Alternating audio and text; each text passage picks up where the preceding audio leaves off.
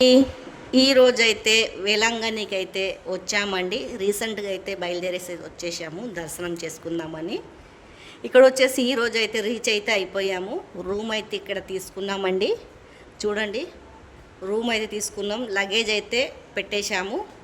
తర్వాత వంట సామాన్లకైతే తెచ్చుకుందామని పోయామండి. సాయంత్రం అయిపోతుంది కదా, తొందరగా వంట చేసేయాలా, ఎందుకంటే ఇక్కడ ఆ వంటకాడ అయితే బంద్ అయిపోతుందని.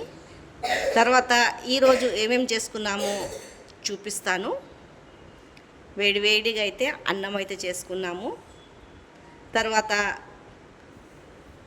అప్పడాలు చేసుకున్నానండి.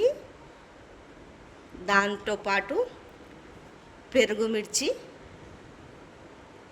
పప్పు సాంబార్ అయితే చేసేసాము. రేపు స్నానం చేసుకొని సముద్రంలో అప్పుడు దర్శనం అయితే ఉంటుంది. తర్వాత అయితే ఈరోజైతే మాదైతే ఫస్ట్ డే అండి వేలాంగణిలో. ఇక్కడ వచ్చేసి బయట అయితే క్యూ అయితే తీశానండి. ఎంత బాగుందో వేలాంగణిది చూడండి. మొత్తం చర్చు. ఇప్పుడు క్రిస్మస్ పండుగ కదా, చాలా పెయింటు అవి ఇవి అన్నీ వేస్తారు, లైట్లు అన్నీ పెడతారు. చాలా మంచిగా అనిపిస్తుంది చూడండి వేలాంగణిది.